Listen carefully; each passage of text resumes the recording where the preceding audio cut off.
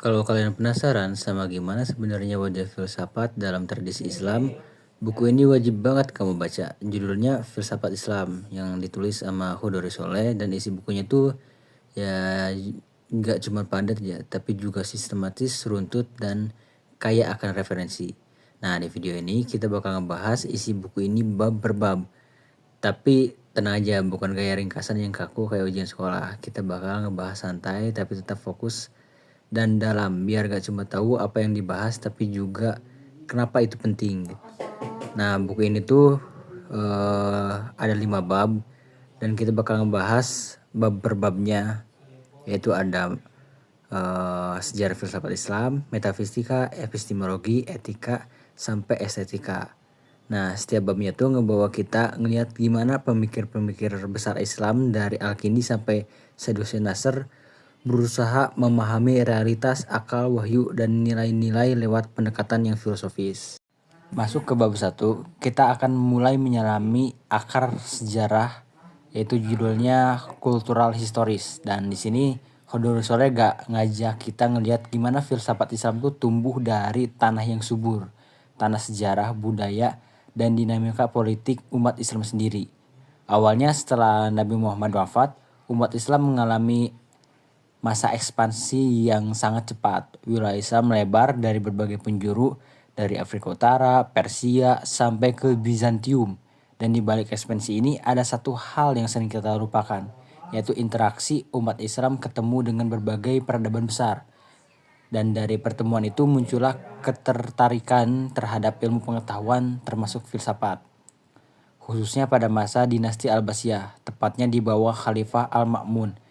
Berdirilah lembaga semacam rumah ilmu yang disebut Baitul Al-Hikmah di Baghdad. Nah, di sini teks-teks Yunani diterjemahkan ke dalam bahasa Arab, tapi ini bukan sekedar proyek linguistik aja, tapi proyek peradaban filsafat Yunani yang selama ini dianggap milik Barat mulai masuk dan dibaca oleh ilmuwan muslim, lalu dipikirkan ulang dalam konteks keislaman. Para penerjemah dan pemikir waktu itu gak pasif ya, mereka kritis, mereka gak cuma menerjemahkan Plato dan Aristoteles doang, tapi juga berusaha memadukan filsafat dengan ajaran tauhid. Jadi ada proses islamisasi terhadap filsafat.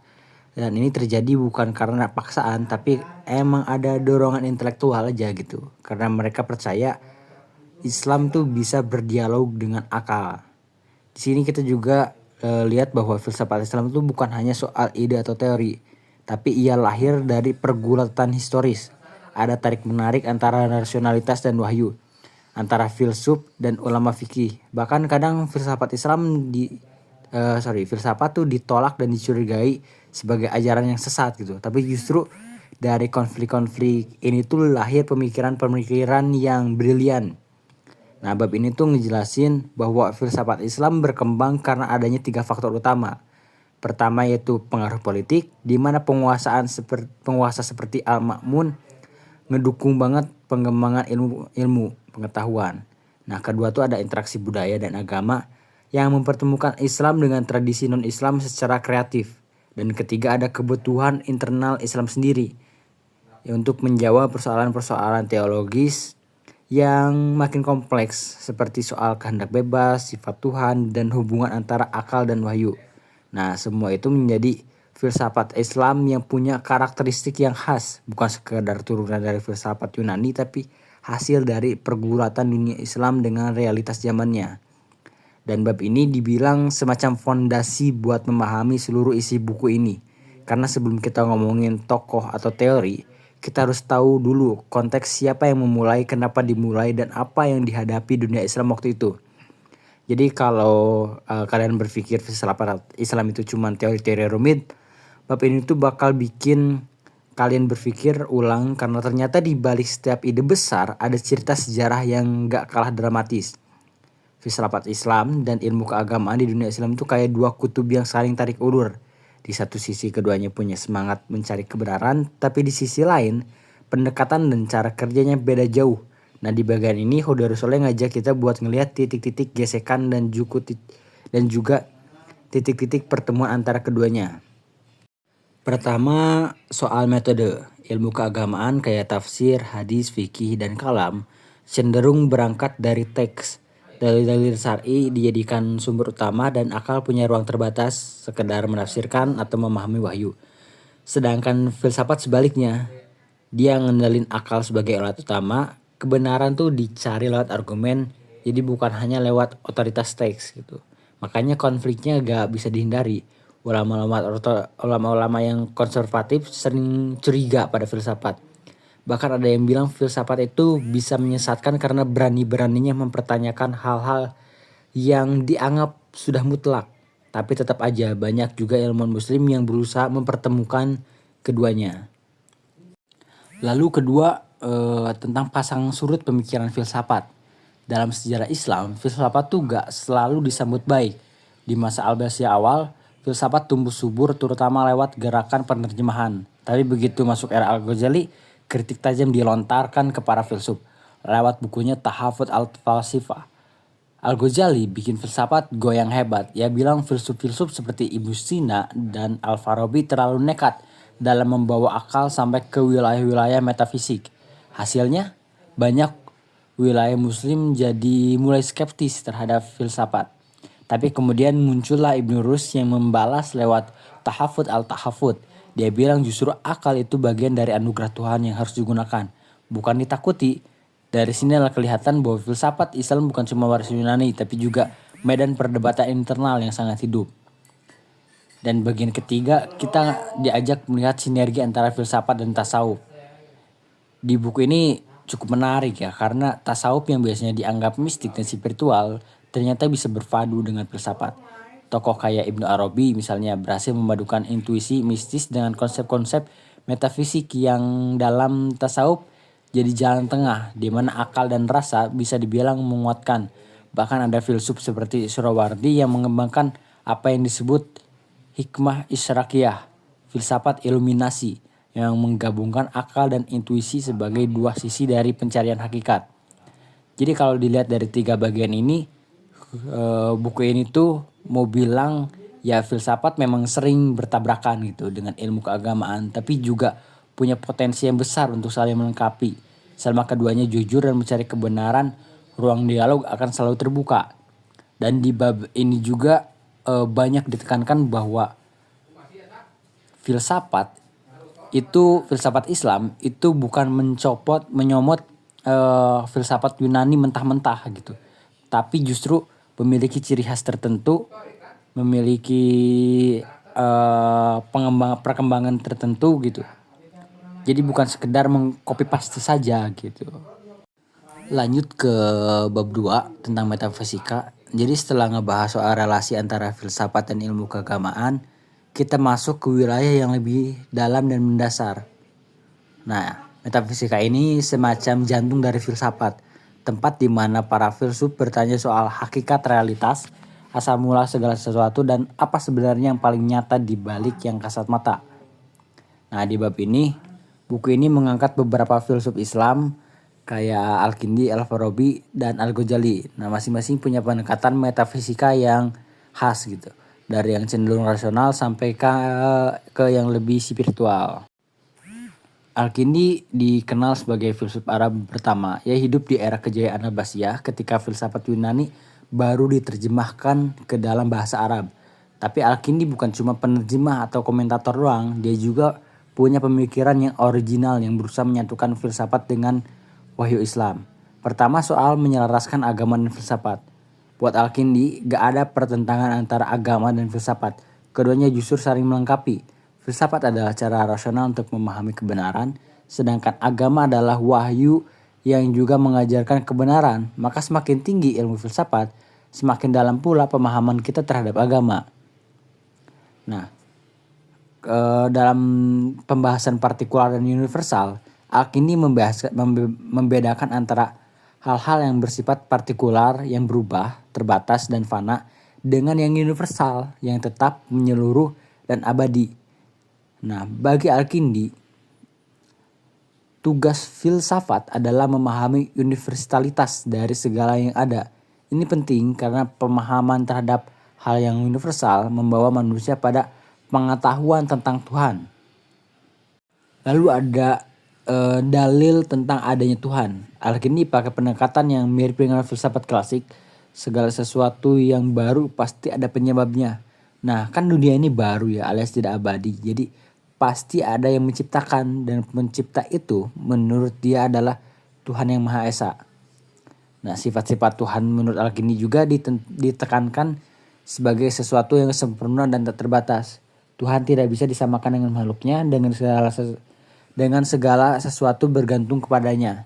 Di bagian penutup, Al-Kindi kembali menegaskan bahwa tugas filsafat adalah membawa manusia kepada kebenaran.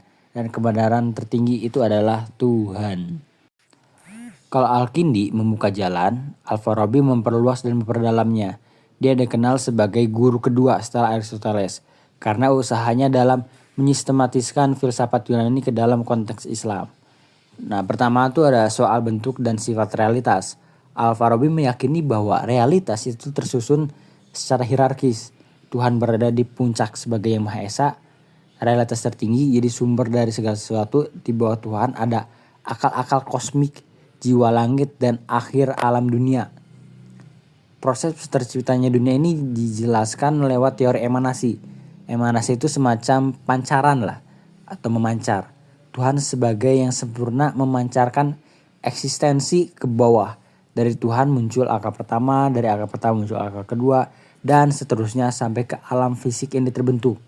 Tapi penting dicatat, pemancaran ini tuh bukan karena Tuhan butuh atau berubah gitu, tapi karena Tuhan sempurna, maka darinya terpancarlah wujud lain. Nah, berbeda dari kedua tokoh sebelumnya ya, Al-Ghazali itu datang dari tradisi teologi dan tasawuf, tapi dia juga serius menggeluti filsafat, bahkan pernah menulis buku filsafat sendiri sebelum akhirnya mengkritik habis-habisan para filsuf.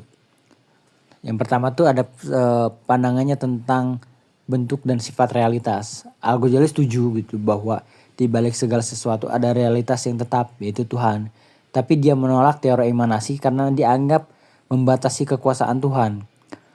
Buat Al-Ghazali, Tuhan tuh menciptakan segala sesuatu secara langsung dan mutlak gitu, bukan lewat rantai emanasi.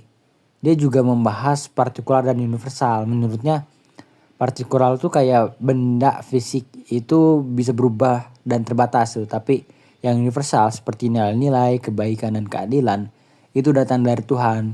Jadi tugas manusia adalah mengenali nilai-nilai itu dan menerapkannya dalam hidup. Meski mengkritik filsafat dari tahafut al-falsifah, Al-Ghazali tidak menolak filsafat secara keseluruhan.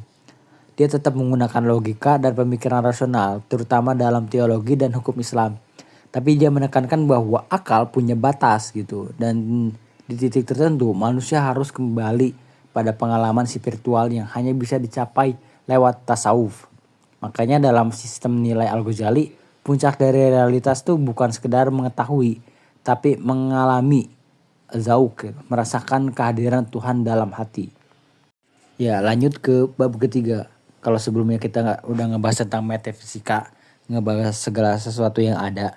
Nah di epistemologi itu ngajak kita mikir tentang gimana sih caranya kita tahu bahwa sesuatu itu ada atau benar. Nah dalam tradisi Islam ada 3 jalur utama buat sampai ke pengetahuan. Ada bayani, irfani, dan burhani. Masing-masing punya gaya sendiri dalam mendekati kebenaran. Yang pertama yaitu epistemologi bayani. Bayan itu berasal dari kata bayan yang artinya penjelasan. Jadi epistemologi bayan itu berangkat dari teks, khususnya teks wahyu. Nah ini pendekatan yang dominan dalam ilmu-ilmu keislaman klasik kayak tafsir, fikih, dan usul fikih. Perkembangan bayan itu erat kaitannya dengan kebutuhan awal umat Islam buat memahami Al-Quran dan hadis secara sistematis. Dari situlah lahir disiplin ilmu seperti ilmu hadis, usul fikih gitu. Semua itu dibangun untuk menjaga kemurnian teks Al-Quran dari maknanya itu.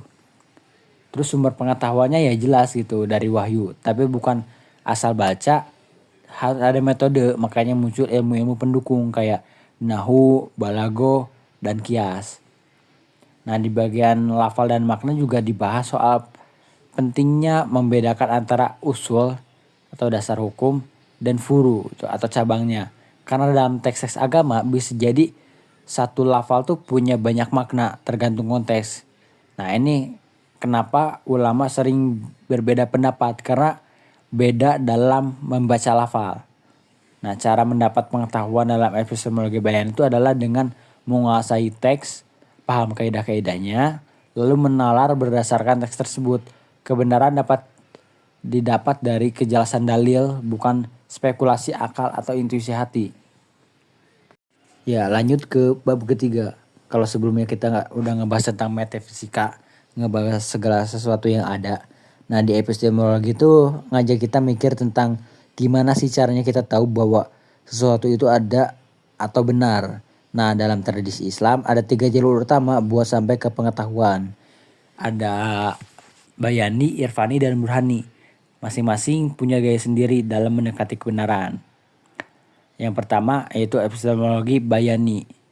Bayan itu berasal dari kata bayan yang artinya penjelasan. Jadi epistemologi bayani itu berangkat dari teks, khususnya teks wahyu.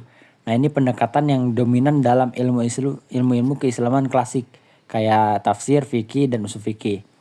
Perkembangan bayan itu erat kaitannya dengan kebutuhan awal umat Islam buat memahami Al-Quran dan hadis secara sistematis. Dari situlah lahir disiplin ilmu seperti ilmu hadis, usul fikih gitu. Semua itu dibangun untuk menjaga kemurnian teks Al-Quran dari maknanya itu. Terus sumber pengetahuannya ya jelas gitu dari wahyu, tapi bukan asal baca, harus ada metode, makanya muncul ilmu-ilmu pendukung kayak nahu, balago, dan kias. Nah, di bagian lafal dan makna juga dibahas soal pentingnya membedakan antara usul atau dasar hukum dan furu atau cabangnya. Karena dalam teks-teks agama bisa jadi satu lafal tuh punya banyak makna tergantung konteks. Nah, ini kenapa ulama sering berbeda pendapat karena beda dalam membaca lafal. Nah, cara mendapat pengetahuan dalam epistemologi bayan itu adalah dengan menguasai teks, paham kaidah-kaidahnya, lalu menalar berdasarkan teks tersebut. Kebenaran dapat didapat dari kejelasan dalil, bukan spekulasi akal atau intuisi hati. Lanjut yang kedua yaitu epistemologi irfani. Nah, beda banget dengan pendekatan bayani yang tekstual. Epistemologi irfani itu lebih bersifat batiniah dan spiritual. Ini tuh jalan pengetahuan yang ditempuh para sufi.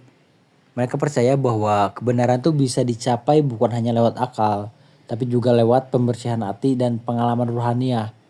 Irfani, etika dan filsafat tuh jadi satu paket dalam irfani.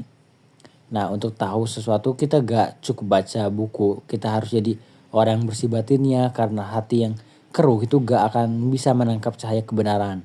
Nah, perkembangan irfan itu dimulai dari gerakan tasawuf awal, lalu berkembang menjadi filsafat mistik di tangan tokoh-tokoh kayak Al-Halaj, Surawardi, dan Ibnu Arabi.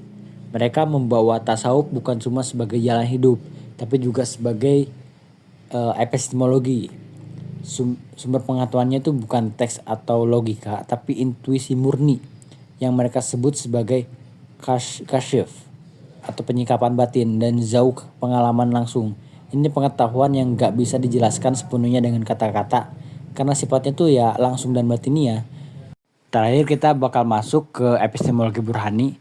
Nah, ini jalan rasional yang dibangun di atas logika formal, khususnya silogisme Aristoteles yang diserap oleh para filsuf muslim kayak Al-Farabi, Ibnu Sina, dan Ibnu Rus. Nah, perjalanan burhani itu cukup panjang, dimulai dari penerjemahan karya-karya logika Yunani, terus dikembangkan oleh para filsuf muslim jadi sistem pengetahuan yang lengkap. Mereka percaya bahwa akal manusia bisa sampai ke kebenaran jika dilatih dengan benar. Bahasa dan logika tuh dijadiin alat utama dalam pendekatan ini. Bahasa harus tepat dan berpikir harus sistematis. Kalau enggak ya bakal sesat di dalam berpikir. Ini bikin para filsuf suka membuat definisi yang ketat dan penalaran yang berlapis. Nah, contoh nih silogisme burhani itu metode utamanya ya semisal kayak gini. Semua manusia pasti mati sebagai premis umum. Zaid adalah manusia sebagai premis khusus. Maka Zaid pasti mati sebagai konklusinya. Nah, metode ini itu memungkinkan manusia menarik kesimpulan yang valid dan bisa diuji. Tapi filsuf muslim gak cuma pakai silogisme buat hal-hal duniawi. Mereka pakai itu juga buat ngebuktiin eksistensi Tuhan, sifat-sifatnya sampai ke tujuan hidup manusia. Lanjut ke bab 4. Kalau sebelumnya kita udah ngobrolin soal metafisika dan epistemologi, Sekarang kita bergeser ke ranah yang lebih praktis dan ideologis, yaitu etika. Tapi bukan etika dalam pengertian moral sehari-hari ya. Di sini kita ngomongin tentang bagaimana umat Islam memikirkan kembali posisi pengetahuan dalam dunia modern dan gimana cara Islam berbicara lewat ilmu bahkan sampai ke akar bahasanya. Islamisasi ilmu lahir dari keresahan yang mendalam mengenai umat Islam yang pernah mencapai masa keemasannya dulu gitu. Dan sekarang ya kayak cuma jadi penonton aja gitu dalam drama besar pengetahuan dunia. Nah, dari keresahan itu muncul gagasan bahwa ilmu pengetahuan selama ini didominasi oleh cara pandang barat. Jadi perlu dibersihkan dan dikembangkan berdasarkan nilai-nilai Islam. Ini bukan anti barat tapi lebih kritik terhadap epistemologi yang sekuler yang sering mengabaikan dimensi spiritual dan moral. Nah, sejarah panjang ini mulai dari gagasan-gagasan awal para pemikir muslim pasca kolonial sampai ke upaya konkret seperti pendirian lembaga-lembaga islamisasi ilmu di Malaysia dan negara-negara Timur Tengah. Para pakar punya pandangan beragam, ada yang mendukung habis-habisan dan juga ada yang kritis dan mempertanyakan apakah islamisasi ilmu ini tuh benar-benar mungkin tanpa jatuh pada dogmatisme. Buku ini menampilkan dua tokoh utama yang jadi pusat pembahasan. Ada Said M. Naqib Al-Attas dan Ismail Razi Al-Faruqi. Al-Attas itu punya ide menarik. Kalau mau islamisasi ilmu ya kita harus mulai dari bahasa. Menurut dia bahasa bukan cuma alat komunikasi doang, tapi jendela cara pandang bahasa membentuk realitas kita. Kalau istilah-istilah ilmu masih penuh muatan epistemologi barat, maka secara gak langsung kita masih berpikir dengan cara barat juga gitu. Maka dari itu Al-Attas mengusulkan islamisasi bahasa sebagai gerakan awal. Misalnya istilah religion dalam bahasa Inggris gak sepenuhnya bisa mewakili makna din dalam Islam. Din itu bukan cuma agama dalam arti ibadah ritual, tapi juga sistem hidup yang mencakup etika, hukum, dan spiritual. Al-Attas juga memperkenalkan gagasan tentang worldview of Islam, cara pandang total tentang realitas manusia dan ilmu pengetahuan.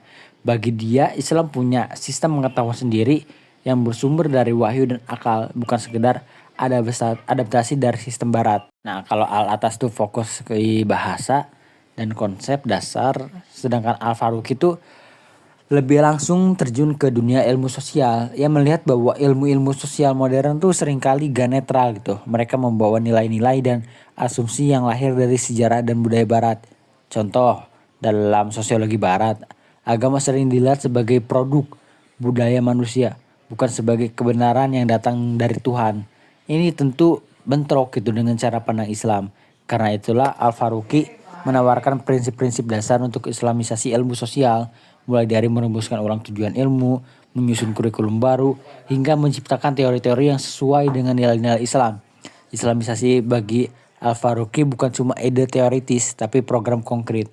Nah, buat dia tujuan akhir ya jelas gitu untuk membentuk umat Islam menjadi ilmu sebagai jalan ibadah, bukan sebagai sekedar alat kekuasaan ataupun pasar. Lanjut ke bab 5 tentang estetika, yang mana ini juga akan menjadi bab terakhir. Nah, ngomongin estetika tuh dalam filsafat Islam ibarat ngelihat permadani yang indah, di satu sisi penuh warna dan pola, tapi di sisi lain semuanya terhubung oleh benang-benang halus bernama spiritualitas. Nah, dalam bab ini kita diajak menyelami dua pemikiran besar soal seni dalam Islam. Dari Muhammad Iqbal yang mengaitkan dengan ego kreatif, sampai Syed Hussein Nasr yang menempatkan seni sebagai manifestasi spiritual paling dalam. Yang pertama, seni sebagai ekspresi kreatif ego, pemikiran Muhammad Iqbal. Nah, buat Iqbal, seni bukan cuma soal indah atau enak dipandang doang. Ia adalah hasil dari letupan kreatif ego dalam istilah Iqbal. Hudi. Ego di sini bukan egoisme ya, tapi kekuatan batin manusia untuk menegaskan eksistensinya secara aktif dan dinamis di hadapan realitas. Dalam pandangan Iqbal, seni masjid itu bukan yang hanya meniru alam yang mampu menciptakan bentuk baru dari semesta lewat imajinasi kreatif, tapi seni adalah cerminan dari kekuatan penciptaan manusia yang pada akhirnya mengarah pada yang Maha Pencipta. Tapi Iqbal juga peringati ya, seni itu jangan sampai jatuh ke dalam pelarian dari realitas atau jadi candu estetika semata gitu. Fungsi seni itu harus tetap membumi, membentuk karakter yang menyadarkan manusia akan potensi dirinya dan membimbing ke arah kehidupan yang lebih bermakna. Makanya seni itu menurut Iqbal punya fungsi moral dan spiritualitas yang mengasah rasa, menggugah jiwa, dan memperkuat visi hidup manusia sebagai makhluk yang bebas dan bertanggung jawab. Kalau Iqbal melihat seni sebagai ledakan ego kreatif, Syekh Hussein Nasr itu justru mengajarkan bahwa seni dalam Islam itu harus tunduk dan bersumber pada prinsip ilahiyah. Seni itu bukan sekedar karya manusia, tapi manifestasi dari keindahan Tuhan di dunia ini. Syekh Hussein Nasr tuh membagi seni dalam Islam menjadi beberapa jenis, dari seni arsitektur masjid, kaligrafi, musik, sampai pola geometris, yang semuanya tuh punya makna simbolik. Keindahan dalam seni Islam itu bukan hanya spontanitas gitu, tapi ekspresi keteraturan kosmos, refleksi dari tatanan spiritual dan metafisika Islam. Nah, buat saya Hussein Nasr tuh sumber seni Islam tuh ya berasal dari tauhid, kesatuan Tuhan. Karena itu seni Islam gak berfokus pada figur manusia atau objek duniawi, melainkan pada pola-pola abstrak, simetri, dan kaligrafi sebagai bahasa estetika transenden. Fungsinya jelas itu, mengangkat kesadaran manusia dari dunia lahir ke batin, dari kasat mata ke yang hakiki. Masjid misalnya, bukan cuma tempat ibadah, tapi desainnya sendiri tuh udah ngajak kita masuk ke dalam ruangan spiritualitas yang tenang, hening, dan juga sakral. Nah, bab ini tuh menutup buku filsafat Islam dengan cara yang puitis dan dalam. Keindahan dalam Islam bukan tujuan akhir, tapi jalan, ya bukan hanya sekedar untuk dinikmati, tapi untuk menyentuh hati dan menggugah jiwa. Baik Iqbal maupun Nasr menunjukkan bahwa seni bisa jadi jembatan antara manusia dan Tuhan, antar dunia dan yang transenden. Segitu rangkuman mengenai buku filsafat Islam oleh Khodori. Semoga bisa memperluas wawasan kita mengenai pemahaman tentang filsafat Islam.